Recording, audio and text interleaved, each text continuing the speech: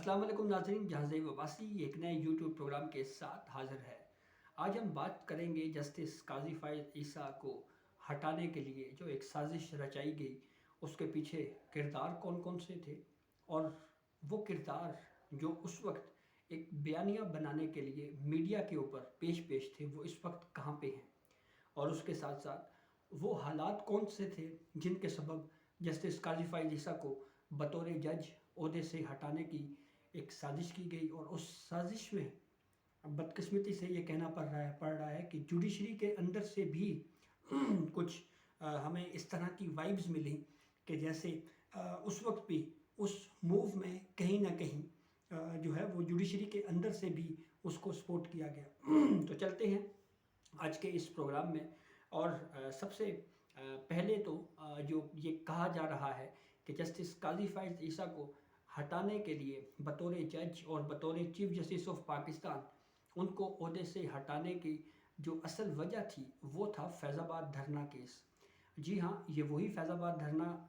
है जो मुस्लिम लीग नून के आखिरी दौर में फैज़ाबाद में TLP की जानिब से दिया गया। और फिर इसके ऊपर एक जजमेंट दिया जस्टिस काज़ी फ़ाइज़ ईसा ने, और उस जजमेंट में जस्टिस काज़ी फ़ाइज़ ईसा ने बुनियादी तौर के ऊपर जो हमारी इस्टेब्लिशमेंट है उसको ये कहा गया कि वो जो पॉलिटिकल इश्यूज़ हैं, जो सियासी मामलात हैं, उससे दूर रहे। ये वो जजमेंट था जिसके बारे में, और एग्जैक्टली जस्टिस काज़ी फ़ाइज़ ईसा के ख़िलाफ़ जब ये ओपन कोर्ट में प्रोसीडिंग आई तो ये आर्गूमेंट भी दिया गया कि यही वो वजह थी जिसके सबब ये फैसला किया गया कि जस्टिस काज़ी फ़ाइज़ ईसा को बतौर जज ओहदे से हटाने के लिए रेफरेंस दायर किया जाना है। और फिर उसके बाद नेक्स्ट स्टेप उठाया जाता है। प्रेसिडेंट सदर मुमलिकत आरिफ अलवी वो एक रेफरेंस दायर करते हैं सुप्रीम जुडिशल काउंसिल में, और उस रेफरेंस में कुछ प्रॉपर्टीज़ का हवाला दिया जाता है कि ये प्रॉपर्टीज़ हैं जस्टिस काज़ी फ़ाइज़ ईसा की, और ये मिसकंडक्ट के मुर्तकिब हुए हैं, इसलिए इनको बतौर जज सुप्रीम कोर्ट जो है वो ओहदे से हटाया जाए। अच्छा, दिलचस्प बात ये है कि ये इससे पहले भी कुछ कोशिशें हुई जस्टिस काज़ी फ़ाइज़ ईसा से को हटाने के लिए। मिसाल के तौर पे एक प्रॉक्सी पटिशन सुप्रीम कोर्ट में आई और साबिक चीफ जस्टिस साकिब निसार थे उस वक्त, और उस वक्त ये कहा गया कि जस्टिस काज़ी फ़ाइज़ ईसा जो है वो बराह रास्त chief justice Balochistan high court बने और फिर उसके बाद सुप्रीम कोर्ट में आए। तो इसलिए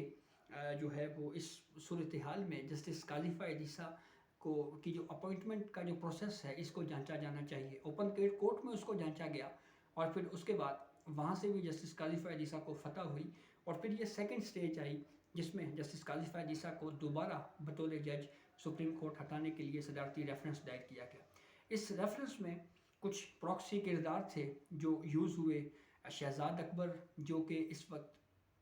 मंजरेआम पे नहीं हैं, बैरून मुल्क में हैं,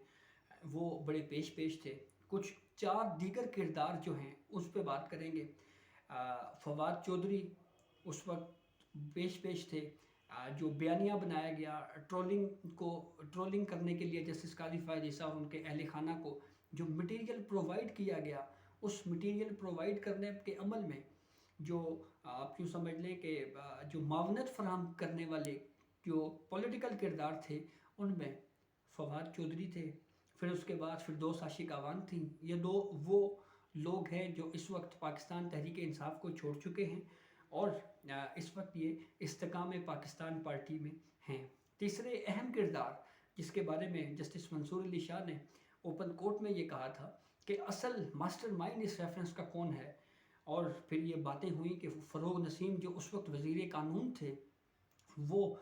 इस पूरी गेम के मास्टरमाइंड थे इस लीगल साइड के ऊपर। फ़रोग नसीम प्रेस कॉन्फ्रेंसेस में भी हमें दिखाई दिए, और फिर जो दीगर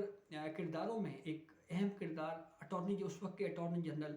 कैप्टन रिटायर्ड अनवर मंसूर का भी था, वो भी इस पूरे मामले में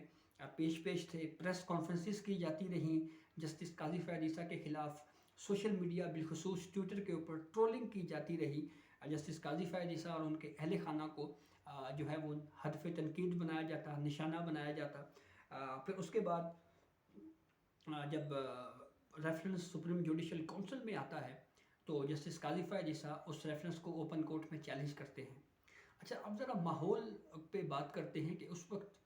ماحول کیا تھا۔ میجورٹی میں ٹی وی چینلز میں جو اوپن کورٹ کی پروسیڈنگ ہوتی ہے اس کی اس طرح سے رپورٹنگ نہیں ہو رہی تھی۔ اب پھر اس کے بعد اخبارات میں بھی اس طرح سے اس کو رپورٹ نہیں کیا جا رہا تھا جس طرح سے کیس میں آرگیومنٹس ہو رہے تھے اور جو پروسیس پورا چلایا جا رہا تھا۔ پھر اس کے بعد جب یہ پریس کانفرنسز، ان جو میں نے کچھ کرداروں کے آپ کو نام لیے، کھلے عام پریس کانفرنسز کی جاتی، فواد چودھری سوشل میڈیا کے اوپر یہ ٹویٹس کرتے تھے کہ جج کو ریٹائر ہو کے پولیٹکس میں آ جانا چاہیے، اس طرح کی باتیں ہوتی تھیں۔ فردوس عاشق اعوان، دیگر یہ لوگ جو میں نے اپنے نام بتائے، یہ بڑے پیش تھے اس وقت۔ اچھا، ایک تو یہ میڈیا کے حوالے سے جو ماحول تھا وہ میں نے آپ کے سامنے رکھا۔ پھر مزید ٹرولنگ مٹیریل فراہم کرنے کے لیے کچھ واقعات جو آپ سے شیئر کرتے ہیں۔ مثال کے طور پہ جب یہ پہلا فیز ہوا جس میں پریزیڈنشل ریفرنس کو سپریم کورٹ نے جو ہے وہ اڑا دیا، کالعدم قرار دے دیا، ردی کی ٹوکری میں پھینک دیا، لیکن جسٹس قاضی فیاض عیسیٰ کی اہلیہ اور ان کی جو بچوں کا معاملہ ہے وہ ایف بی آر کو بھیجا گیا۔ اب ٹرولنگ کو مزید کیسے اور ہیٹ کمپین مزید کیسے چلائی گئی جسٹس قاضی فیاض عیسیٰ ان کے اہل خانہ کے خلاف؟ ایف بی آر کی جانب سے ایک نوٹس جاری کیا جاتا ہے جسٹس قاضی فیاض عیسیٰ کی جو رہائش گاہ ہے ججز کالونی میں، اور اس ایف بی آر کا جو نوٹس ہے وہ جسٹس قاضی فیاض عیسیٰ کی ججز کالونی کی جو رہائش گاہ ہے اس کے دروازے کے ساتھ آویزاں کیا جاتا ہے۔ اس کی تصویر بنا کر پھر وہ کچھ ٹی وی چینلز کو دی جاتی ہے اور پھر وہاں سے نشر ہوتی ہے۔ اس کے اوپر بھی ایک بیانیہ بنایا گیا۔ جب یہ کیس سپریم کورٹ میں چل رہا تھا تو اس وقت بھی جسٹس قاضی فیاض عیسیٰ کی اہلیہ سے جسٹس منیب اختر صاحب مختلف کوسچنز کرتے ہوئے ہمیں دکھائی دیے۔ پھر اس کے بعد جناب جب ججمنٹس کی باری آئی تو ریویو میں ہم دیکھ رہے ہیں کہ جسٹس منیب اختر صاحب نے جو اپنا ویو دیا، اپنا فیصلہ دیا، جو اقلیتی رائے ہے، اس میں بھی انہوں نے جو ہے وہ جو اگر ہم پورا ان کا ویو پڑھیں تو اس سے یہ عیاں ہوتا ہے کہ جسٹس منیب اختر جو ہے وہ آخری حد تک، یعنی آخری وقت تک یہ چیز اسٹیبلش کرنے کی کوشش کرتے رہے کہ جو ریویو میں ایف بی آر کو معاملہ بھیجنے کا جو فیصلہ ہے وہ اکثریتی فیصلہ نہیں ہے بلکہ اقلیتی فیصلہ ہے، اور اس کا جواز انہوں نے یہ پیش کیا کہ جسٹس منظور احمد ملک جو کہ ریٹائر ہو چکے ہیں سپریم کورٹ نے، وہ اپنی ریٹائرمنٹ کے بعد انہوں نے یہ ویو لکھا ہے، حالانکہ وہ پہلے وہ لکھ کے پھر گئے تھے، تو اس لیے یہ اکثریتی ویو نہیں ہے۔ تو آخری دم تک جوڈیشری کے اندر سے بھی ہمیں یہ فیلنگ آئی کہ جیسے یہ کوشش کی جاتی رہی کہ جسٹس قاضی فیاض عیسیٰ کو عہدے سے جو ہے وہ ہٹایا جائے اور وہ سپریم کورٹ کے جج نہ بن سکیں اور مستقبل کے چیف جسٹس نہ بن سکیں۔ اور پھر ایک سب سے اہم بات، جسٹس قاضی فیاض عیسیٰ کے حوالے سے سینئر وکیل ایڈوکیٹ منیر ملک ایک جگہ کے اوپر یہ بات کر چکے ہیں، یہ انکشاف کر چکے ہیں کہ ایک دفعہ فیض حمید جو سابق D G I S I بھی رہ چکے ہیں، وہ جسٹس قاضی فیاض عیسیٰ سے ملاقات کے خواہش مند تھے، اور کہا یہ انہوں نے ایک انٹرویو میں یہ کہا کہ جب یہ پیغام پہنچایا گیا کہ جی یہ فیض حمید جسٹس قاضی فیاض عیسیٰ سے ملاقات کرنا چاہتے ہیں، تو جسٹس قاضی فیاض عیسیٰ نے صاف انکار کر دیا اور یہ کہا کہ میں جو ہے آپ سے ملاقات نہیں کروں گا۔ تو یہ وہ واقعہ ہے، اور یہ جو تمام بیک گراؤنڈ آپ کے سامنے رکھنے کا مقصد یہ ہے کہ وہ کون کون سے ایسے حالات تھے جن میں یہ ریفرنس بنایا گیا، اور پھر اب کیوریٹیو ریویو کے اوپر جس طرح سے ایک عام سی ایک لائن میں یہ لکھا جا سکتا تھا کہ جی ہم حکومت کو اجازت دیتے ہیں کہ وہ یہ کیوریٹیو ریویو واپس لے لیں، اس کے اوپر بھی کافی وقت لگایا گیا، اور اب اس تمام پروسیس کے بعد، اس تمام کہانی کے بعد اب جا کے اس کیس میں جسٹس قاضی فیاض عیسیٰ جو ہیں وہ